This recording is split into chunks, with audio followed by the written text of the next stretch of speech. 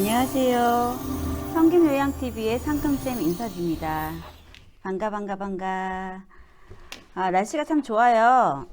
오늘은 상복부 질환, 소화기계 상복부 질환의 마지막 위암 부분을 배우고 끝낼 건데, 저번 시간에 이제 배웠던 부분들을 좀 이해하기 어려우셨을까 싶어서 다시 한번 복습해 드리고 시작하려고 해요. 저번 시간에는 위궤양에 대해서 했었죠.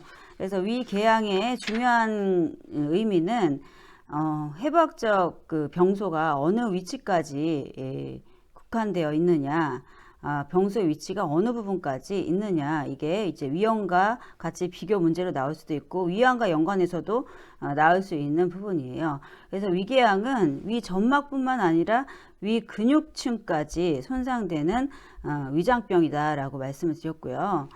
관련 요인 중에서 이제 특히 위염하고 헷갈릴 수 있는 부분이 위염은 이제 먹는 것 위주로 해서 원인이 많았었는데, 위궤양은 식습관이라든지 뭐 자극이라든지 이런 말들이 나오면 위궤양의 원인이더라. 그래서 좀 헷갈려 하시는 분들이, 선생님 위궤양에서 위염에서 위점막의 염증이라는 얘기를 들었었는데, 위궤양에 가서도 그 뭐 원인 중에 위점막 손상이라는 얘기가 나와요. 그래서 헷갈립니다. 보기를 고를 때 이런 얘기를 하시는데, 위염에서의 그 정의는 위점막의 염증을 얘기하는 게 위염이고, 위궤양은 그 위점막의 염증이 더 손상됐다, 어떠한 자극으로 인해서 손상됐다라는 손상, 자극, 뭐 이런 얘기가 나오면 위궤양을 고르셔야 돼요. 그래서 위점막 부분이 염증이 생기면서 그 부위를 계속 녹여가면서 이제 구덩이 같이 궤양이 생기는, 그것을 이제 손상이라고 하죠. 근육층까지 손상돼서 구덩이가 파지니까 그런 의미를 생각하시면 되고, 그럼 이제 잘못된 그 식습관이라든지 스트레스라든지 담배라든지 뭐 진통 소염제라든지 이런 사용되는 그 요인들은 손상과 자극을 더 심하게 심화시켜주는 요인이 되겠죠. 그래서 위염에서는 일단 급성의 일부분으로서 이제 먹고 난 후에 바로, 그러니까 먹는 것과 연관이 있지만, 이 위궤양은 이미 손상된 이제 염증이 생긴 부위에 계속 어떠한 물질과 어떤 환경적인 어떤 요인을 통해서 계속 자극과 손상이 계속돼서 나타나는 근육층까지의 손상을 우리는 이제 위궤양이라고 말씀드릴 수 있겠어요. 그래서 그냥 염증이냐, 어떤 음식을 통한 염증이냐, 아니면 어떤 자극이나 손상을 줄 수 있는 원인 인자로 인해서 더 점막을 더 손상시키고 자극시켜서 근육층까지 더 문제를 일으킬 수 있는 질환이냐에 따라서 위염과 위궤양으로 나뉘게 되는 거죠. 그래서 위궤양은 그렇게 이제 정리를 하시고, 특히 위궤양에서 이제 증상 부분에서 좀 힌트를 맞추라고 드리는 부분 중에서는 위험한 음식과 연관되기 때문에 식사 후 바로 식사와 연관돼서 문제가 나타나지만, 이 위궤양의 경우에는 새벽 1, 2시에 상복부 불편감이 있더라. 요 정도는 꼭 기억을 해 두셔야 됩니다. 그리고 또 위천공, 위협착 이런 것들은 응급 상황이기 때문에 지체 없이 병원을 가셔야 되고, 치료나 이런 부분에 있어서는 이제 위점막 보호제라든지 원인에서 다뤘던 그 내용들, 흡연이라든지 자극적인 음식이라든지 스트레스를 받지 않게 노력하시거나 충분한 휴식을 취해서 위장이라든지 심신이 안정돼서 더 이상의 스트레스로 위산이 많이 과다하게 분비되지 않을 수 있도록, 그래서 위에 염증 생긴 부분을 더 많이 손상시키지 않을 수 있도록 노력하는 것이죠. 거기다 또 하나는 헤리코박터 파이랄이라는 균이 위암에서뿐만 아니라 위궤양에서부터 나타나요. 그래서 이제 헤리코박터 파이랄이 균이 원인이 될 수 있다는 점, 그래서 반드시 균에 의한 건지, 아니면은 내 잘못된 식습관을 통해서 그런 건지, 아니면은 흡연을 통해서 자꾸 손상이 되는 건지, 해열 진통제를 반복적으로 너무 과다하게 사용해서 위궤양이 온 건지, 그 원인을 알아서 원인에 맞게 더 심화될 수 있는 요인들은 되도록이면 내가 노력해서 안 하는 게 최선의 방법이죠. 그래서 여기서는 이렇게 정리를 했고요. 오늘 이제 배우실 부분은 소화기계 질환의 위암 부분입니다. 위암은요, 조기 위암과 진행성 위암으로 나뉘어요. 그래서 이제 우리가 이제 위염에서는 점막에서의 염증이고, 또 위궤양은 위궤양은 위점막에서부터 근육층까지의 이제 손상이다라고 얘기를 했어요. 자극과 손상이다 이렇게 얘기를 했는데, 이 위암은 두 가지 진단명으로 나뉘게 되는데, 조기 위암과 진행성 위암으로 나뉩니다. 병소 위치는 우리가 이제 점막층, 점막 밑에 있다 그래서 점막 하층. 우리 이제 위장의 그 어떤 조직 부분은 어떻게 이제 구분이 되어 있냐면 131페이지 보시면 점막 하층, 점막 밑에 있다 그래서 점막 하층. 그리고 그 밑에 근육층 있죠. 그리고 다른 장기와의 인접 부분으로 이제 우리가 말씀드릴 수 있는 게 장막층이라고 또 따로 있습니다. 이렇게 얇은 부분들이 이제 서로 이렇게 합의돼서 이렇게 우리의 이제 위장관을 이루고 있어요. 그런데 이제 이 부분들이 이제 점막까지만 이제 원래 손상은 우리가 위염이었고, 그 다음에 근육층까지의 어떤 손상이 있을 경우에는 이제 우리가 이제 위궤양으로 불렀었죠. 그런데 이제 여기서는 위암에서는 우리가 똑같은 병소가 있긴 있는데, 위염은 이렇게 상처가 생기는 거고, 그 다음에 위궤양은 움푹 그 상처가 심해져서 막 움푹 파여지는 거, 살덩어리가 파여지는 것이고, 그런데 이 위암은 파여지고 뭐 깎이고 뭐 이런 게 아니라 덩어리예요. 덩어리. 딱딱한 덩어리가 생기더라. 그게 조금 다르고요. 그리고 이제 어제부터 어디까지 병소가 진행되는 덩어리가 조기 위암이면 점막에서부터 점막 하층까지만 이렇게 덩어리가 존재해 있는 것이 조기 위암이고요. 조기 위암. 그리고 이 점막에서부터 근육층까지 덩어리가 이렇게 넓게 생긴 것을 진행성이라고 합니다. 이것이 이제 나중에 좀 더 심해져서 이 장막층까지 이렇게 덩어리가 이제 뻗어나오게 된 뿌리를 내리겠죠. 그래서 이 장막층의 의미는 다른 장기하고 인접 부분이라 전이가 잘 된다. 이 부분이 가장 중요한 얘기죠. 그래서 이제 점막에서부터 점막 하층까지, 점막과 점막 하층까지는 조기 위암이라고 부르고, 이때는 이제 빨리 발견하면 수술도 가능하고 예후도 좋아요. 그런데 진행성 위암 같은 경우에는 점막 하층, 근육층까지 인접해 있다가 근육층 위로 이제 뚫고 나와서 장막층까지 이제 뻗게 되면 이때는 전이가 시작돼서 예후가 안 좋다.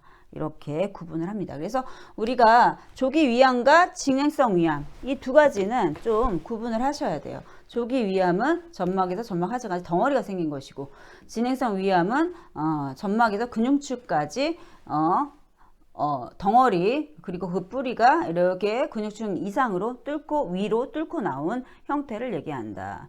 입니다. 그래서 우리가 근육층까지 궤양이 이렇게 움푹 파이는 거는 궤양이라고 얘기를 하고, 우리가 덩어리여서 전이가 될 수 있는 그 뿌리, 덩어리의 뿌리가 다른 인접기관까지 이제 뚫고 나오는 그런 상황.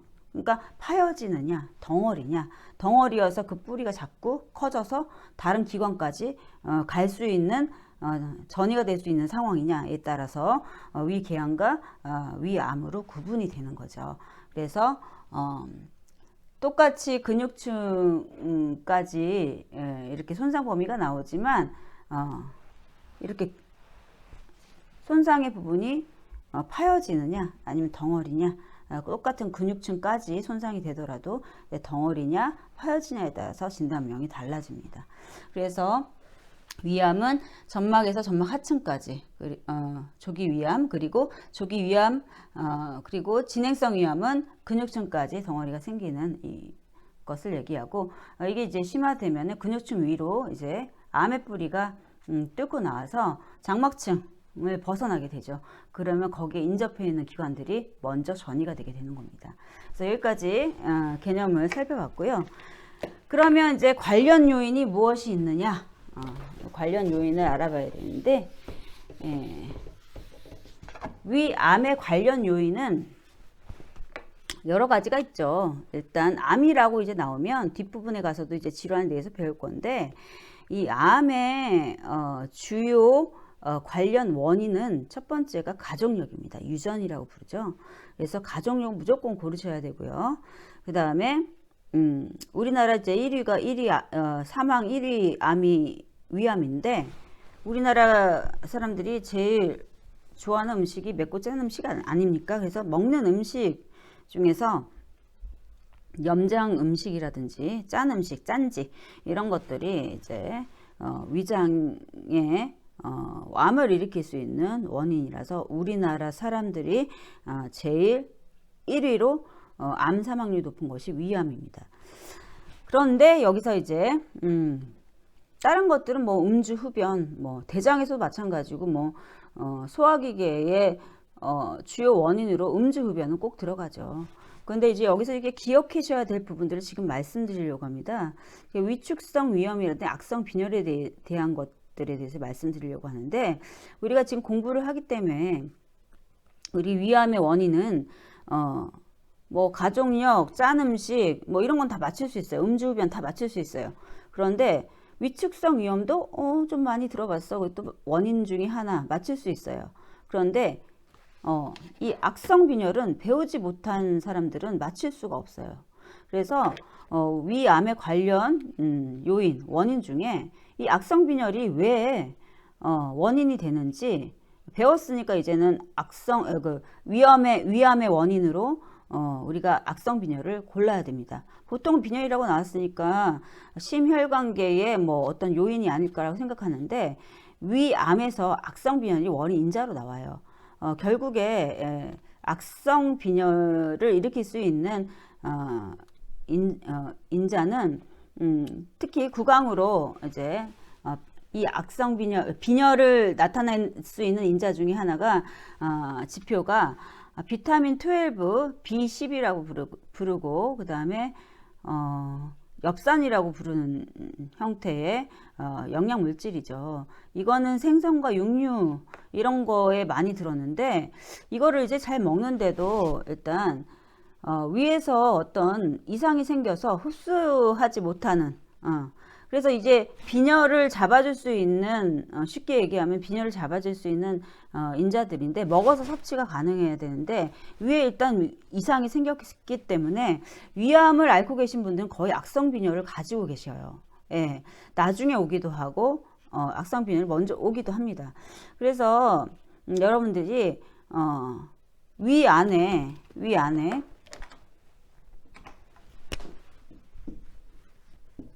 덩어리가 이렇게 있으면 어떻게 할까요?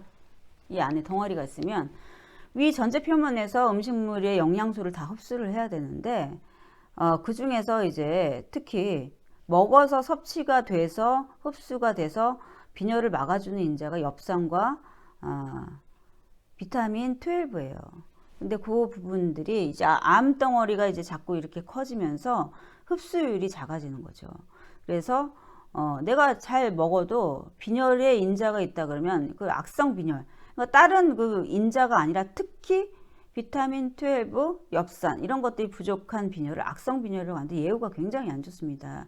그래서 우리가 이제 악성 빈혈 환자들은 이제 이미 그 암의 병소가 위에 자리 잡고 있어서 이 중요한 그 빈혈을 다루는 중요 인자가 흡수되지 못하는구나 이렇게 생각하셔서 위암의 요인 중에 악성 빈혈을 꼭 고르셔야 되는 거고, 또 위축성 위염은 뭐냐면 점막이 얇아져 있는 거를 위축성 위염이라 그래요. 쭈글쭈글 점막이 얇아져 있기 때문에 많이 쭈글쭈글 돼서 거기 이끼도 많이 끼고 음식물도 많이 끼고 그렇거든요.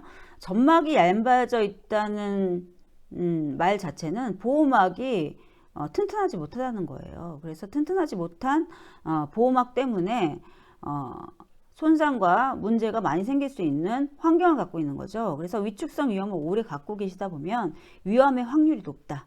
이렇게 정리를 하셔서 다른 거는 다 요인은 이제 관련 요인은 맞는데 위축성 위염과 악성 빈혈은 여러분들께서 놓칠 수 있더라. 그래서 위암의 관련 요인 중에서 위축성 위염과 악성 빈혈은 꼭 암기 기억을 하셨으면 좋겠습니다. 자, 그래서 이제 132페이지 이제 가시면 증상은 무엇이냐?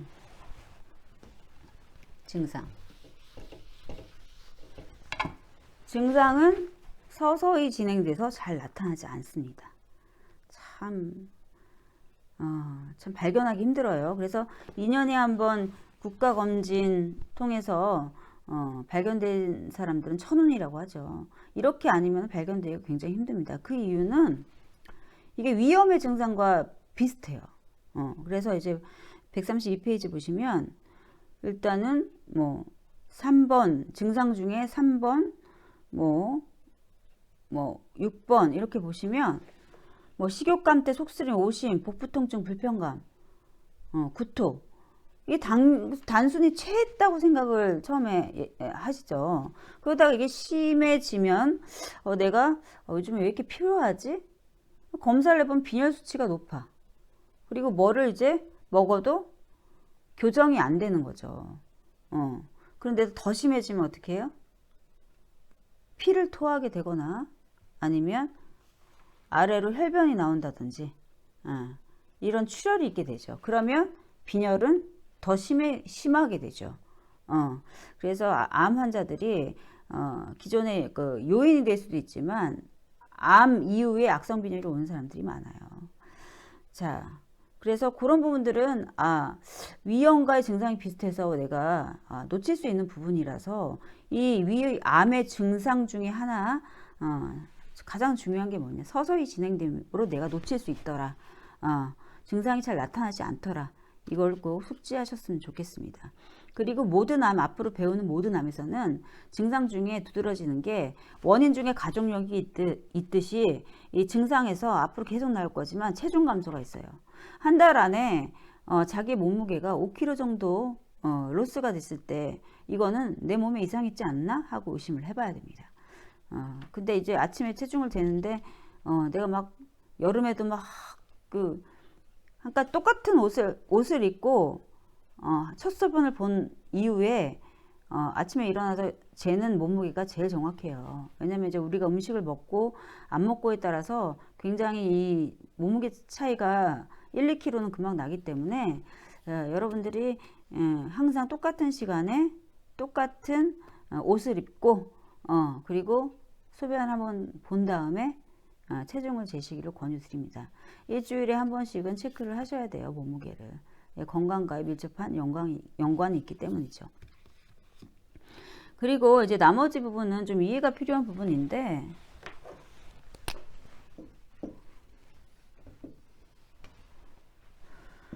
제가 저번에도 얘기했지만 이 배꼽 윗부분이 상복부입니다. 그래서 우리가 이제 상복부 중앙에 위장이 있는데 환자의 오른쪽 여기 이제 간이 있어요. 간이 있죠. 그리고 여기 뭐 췌장이 이렇게 있다든지 이쪽에 왼쪽에는 여러분들 배우진 않았지만 비장이 있습니다. 비장이 하는 역할은 죽은 혈액들이 가서 파기가 되죠. 청소해주는 역할을 하는데 뭐 우리 책에는 나오지 않으니까 그것까지 알 필요는 없습니다만 여기 보시면 이 병소가 이제 어떻게 보면 암덩어리가 이제 상복부 중앙에 자리하고 있는 거죠. 근데 여러분들 이제 여기 그 위장만 위치하는 게 아니라 신경도 지나가고 뭐 심장에서 내려오는 뭐 혈관, 전신으로 돌려야 되는 혈관들이 여러 개 많이 내려오죠. 그리고 옆에 주변 장기, 뭐 간이 있고 또 뭐 폐도 있고 뭐 그렇습니다. 근데 이제 여기서 보면은 가장 위와 인접해 있는 기관이 간이에요. 그러다 보니까 암이 생기게 되면 제일 영향을 받은 건 그 가까운 누구겠습니까? 간이겠죠. 간이 영향을 제일 많이 받아요. 그래서 간이 비대된다. 간이 커졌다는 얘기입니다. 간 비대, 간 종양, 이런 것들이 오게 될 수 있는데 배를 만져보면은 복부에 종양 덩어리가 보여요. 진단 검사에서 CT를 찍거나 이러면. 그리고 내가 만져만 봐도 어느 정도 진행이 되어 있으면 상복부에 덩어리가 딱딱하게, 이 암덩어리는 경기가 명확합니다. 그래서 일반 지방덩어리하고는 달라요. 지방덩어리는 이렇게 물컹물컹하지만 이 암덩어리 딱딱해요. 자기 몸을 사랑하셔서 맨날 목욕 갈 때마다 만져보세요. 딱딱한 게 있나. 동그랗게 딱딱한 게 있으면 병원 가보셔야 되는 거예요. 그래서 간이 여러분들 이제 그래서 외우지 마시고 가운데 덩어리가 있다 그러면 그 주변이 혈액순환이 안 되는구나. 혈액순환이 안 되면 어떻게 될까요? 부종이 생깁니다. 그래서 간이 우열돼 있다, 간이 비대돼 있다, 간이 커졌다, 이런 얘기들이 나오게 되는 거예요. 그리고 이제 전이가 되면 이제 같이 문제가 되겠죠. 그래서 이 사람들은 이 1기, 2기, 3기, 4기 그 위암이 진행되면 진행될수록 이 암덩어리가 그냥 덩어리가 커진 게 아니라 다른 조직들을 파괴하면서 커집니다. 그러다 보니까 피가 날 수밖에 없어요. 그래서 덩어리가 커지면 커지서 피가 출혈이 많습니다. 그렇기 때문에 어차피 여기를 이렇게 막고 있으면 뭘 먹어도 소화가 안 돼. 뭘 먹어도 소화가 안 돼. 그리고 먹으면 다시 막혀 있으니까 다시 토하게 되죠.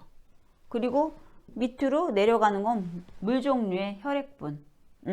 그러니까 위아래로 다 토혈과 밑으로는 혈변을 보게 되는 거죠. 그런 경우에는 거의 말기라고 봐야 돼요. 그래서 우리가 여기서 이제 이걸 배우는 이유는 조기 위암, 점막에서부터 점막 하층까지 분포되어 있을 때 우리가 내시경을 통해서 조기 검진, 증상이 없을 때 그때 정말 검사를 통해서 우리가 조기 위암 검진을 받으면, 진단을 받으면 우리 예후가 너무 좋다는 거죠. 이렇게까지 증상이 심해질 정도로 고통스럽게 있지 않아도 된다는 겁니다. 그래서 여러분 이런 건 외우지 마시고 이렇게 기억을 해 두시고요. 내가 중간에 딱 암덩어리가 여기 딱 있다고 생각을 해보세요. 그러면 주변 장기들이 너무 힘들겠죠? 혈액이 꽉 막고 있으니까 뭘 먹으면 안 내려가. 그리고 턱 꽉 막으면 뭐 나오지도 않겠죠. 하지만 물 종류인 피, 이런 것들은 위로 역류하고 아래로 쏟아져 내려갈 수 있고, 그 옆에 오른쪽에 간이 있는데 간이 인접했기 때문에 전이가 가장 잘 되면서 가운데에 딱딱하게 만져지는 부위가 분명히 있을 것이고, 그리고 오른쪽에 간은 이 부위가 전체적으로 혈액순환이 안 되기 때문에 부종이 생기고 우열이 생기고 결국에는 간이 커지게 되더라. 원래는 이 갈비뼈 안에 간이 만져지지 않아, 이렇게 보호하고 있어요. 간이 만져지지 않아요. 근데 간 비대가 오게 되면, 누워서 이렇게 촉진을 하게 되면 갈비뼈 사이로 간이 만져지는 사람들이 있어요. 그러면 간 자체에 문제가 있거나 아니면 복부 덩어리가 만져지면서 간이 이렇게 좀 만져진다. 티 나오면 안 되는데 티 나온 간이 만져진다 그러면 위암 때문에 간에 그렇게 이상이 왔구나 라고 생각할 수 있는 거죠. 그래서 이런 걸 외우지 마시고 내 가운데 이 상복부 중앙에 위장 부위에 덩어리 하나 딱 있다 라고 생각하시면 모든 것을 외우지 않고 이렇게 증상 부분을 여러분들이 잘 맞힐 수 있을 거예요. 자, 그래서 이제 치료분 예방은 앞으로 모든 암에서 나올 겁니다. 이것도 수술, 화학요법, 방사선 치료를 골라서 받을 수 있어요. 왜냐면 이제 자기의 이제 면역 그 여하에 따라서, 왜냐면은 이 항암 치료 굉장히 부작용이 많기 때문에 어떤 치료를 받냐에 따라서 자기한테 맞는 게 있어요. 그래서 받다가 돌아가실 수도 있거든요. 갑자기 막 백혈구수가 막 뚝 떨어져가지고. 그래서 자기한테 맞는 수술을 이제 뭐 권유 절제술 하면서 화학요법, 방사선 치료 어느 기수까지 됐느냐에 따라서 이제 요법들이 다 다른데, 일단은 치료를 받았어요. 그러면 향후 몇 년간?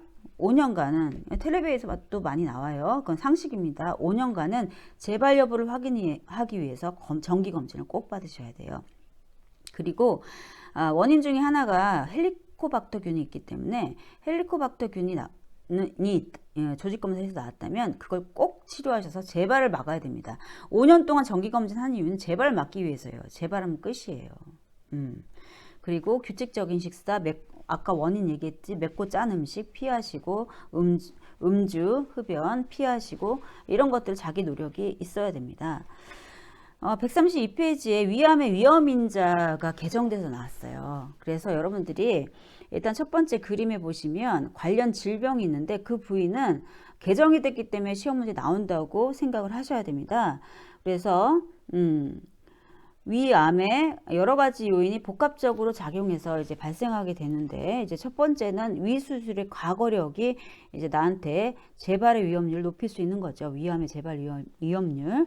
그리고 두 번째, 만성 위축성 위염 가지신 분들은 점막이 얇아지고, 점막이 얇아졌기 때문에 나올 수 있는 게 산도가 낮아져요. 산도가 낮아지면 소화가 잘 안 되겠죠. 소화가 안 된 음식은 얇은 점막에 쭈글쭈글한 부위에 많이 끼겠죠. 그래서 위암을 발생시킬 수 있는 인자를 많이 갖고 있는 거예요. 그래서 여기서 중요한 거는 만성 위축성 위염이 왜 위암을 발생시키느냐, 얇은 점막으로 인해서 저산증을 유발하기 때문에 그렇습니다. 그리고 악성빈혈은 한 10% 정도에서 위암이 발생해요. 그래서 악성빈혈 때문에 암이 왔느냐, 아니면 위암이 오고 나서 악성빈혈이 왔느냐, 감별을 하게 되는데, 이렇게 너무 디테일하게 들어갈 필요는 없고, 악성위염이 위암 발생을 10% 정도, 10%면 굉장히 많은 겁니다. 발생을 시키는 요인이구나 기억을 하시고요. 나머지 헤리코박터 파이러리균이 왜 위암의 원인 인자냐? 이거는 뭐냐면 만성 위축성 위염을 유발시키는 하나의 원인균이에요. 그러니까 연관이 되겠죠. 헤리코박터 파이러리균, 이게 만성 위축성 위염을 일으켜서 결국에 저산도를 위장의 그 환경을 저산도로 만들어줘서 소화를 잘 못하게끔 만드는 거. 이게 이제 세 가지가 연결되는 것이고, 그 다음에 마지막으로는 용종성 폴립이 있습니다. 여러분, 용종성 폴립이 뭔지 아세요? 근육에 이렇게 덩어리처럼 살덩어리, 쥐젖같이 얼굴에 나면 쥐젖이라고 얘기를 많이 하는데, 이게 용종성 폴립인데, 이제 사이즈가 이게 점점 이제 커지게 되면 요거를 이제 너무 작을 경우에는 이제 띄기도 하는데, 이게 이제 뭔가 이제 암의 성질을 띠고 있다, 아니면 점점 이제 계속 이제 지켜봤더니 커지면서 암의 성질을 띄어가고 있다, 그러면 이제 수술, 아니면은 초기에 이제 작았을 때 떼는 거예요. 사이즈에 따라서 의사가 권유를 하는데, 보통 조직 검사를 해요. 용종성 폴립이 대장암에 있다고 생각을 하시는데 아닙니다. 우리 소화기계 기관에 다 있어요. 그래서 위에도 있고 이제 대장에도 있는데요. 이 용종성 폴립이 그냥 놔두게 되면 위에서는 위암을 일으키는 원인 인자가 되고요.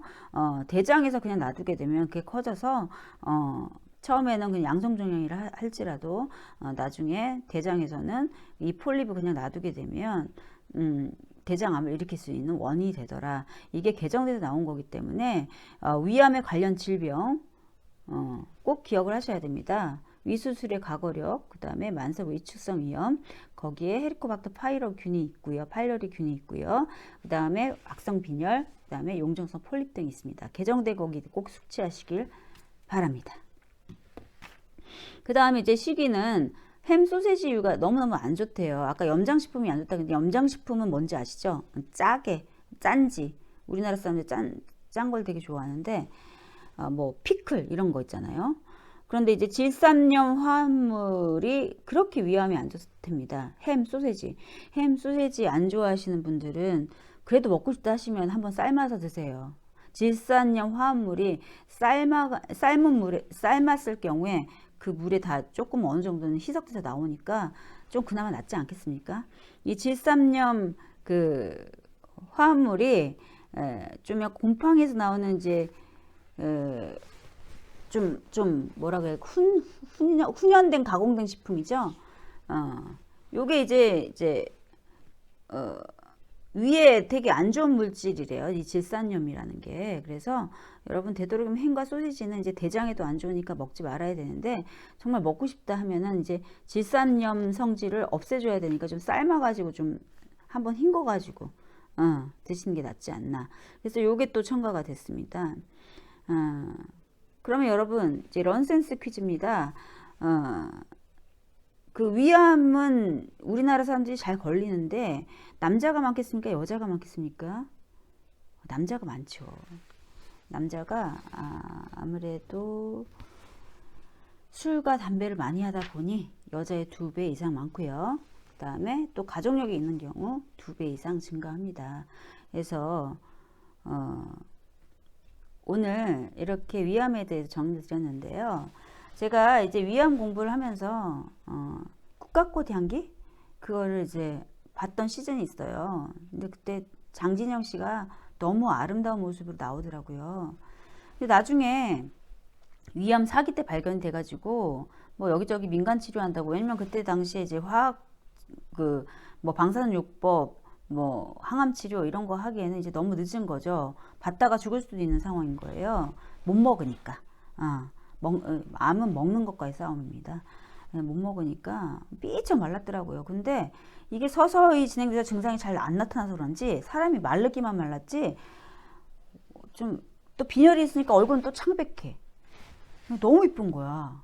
얼굴은 화장도 안 했는데 하얘. 더 왜소하고 말랐어. 겉으로 봤을 때는 뭐 암 환자 같지가 않은 거죠. 근데 그 영화를 보면서 굉장히 안타까웠습니다. 그 영화를 보면서 그때의 모습과 암이 이제 암이 걸려서 아픈 장진영의 모습을 봤는데 참 그 아픈 장진영 씨를 보면서 제가 국가꽃 향기를 다시 한번 보게 됐어요. 어떻게 보면은 본인이 이제 그 영화를 찍고 나서 위암이 걸린 거 아니겠습니까? 이후에. 근데 참 사람이 저렇게 아름답게 죄송합니다만 아름답게 그 암이 걸릴 수 있구나. 참 암을 걸렸지만 참 아름답더라고요. 안타까웠어요. 그분이 조기에만 발견을 했어도 참 행복하게 좋은 사람이더만 남자분이 결혼해서 행복하게 살 수 있을 텐데 너무 늦게 발견했죠. 그 이유는 서서히 진행돼서 몰랐다는 거죠. 조금만 더 일찍. 첫 증상이 뭐랬대요? 뭐 음식을 먹고 싶지가 않대요. 몸무게가 많이 빠졌대요. 그리고 자꾸 이제 피곤하대요. 넘어가지가 않더래요. 이미 덩어리가 여기 생겨서 그렇죠. 그래서 이제 처음에 발견했으면 지금까지 멋진 영화배우로 남아있었을 텐데 아쉽다는 생각이 들었습니다. 여러분 여기 이제 위암까지 상복부 질환을 끝냈어요. 다음 시간에 이제 만나게 되면 하복부 질환 대장에 대해서 나갈 건데 여러분들 그때 되면 또 앞쪽 우리 위염, 위궤양, 위암에 대한 부분 좀 까먹을 수 있어서 그때는 더 짧게 복습을 요약만 해서 정리해 드리고요. 하복부 질환, 대장을 나가도록 하겠습니다. 지금까지 시청해주셔서 감사합니다. 즐거운 주말 되시고요.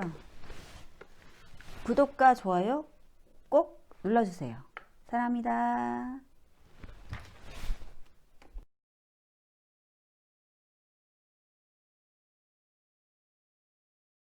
You probably think that you are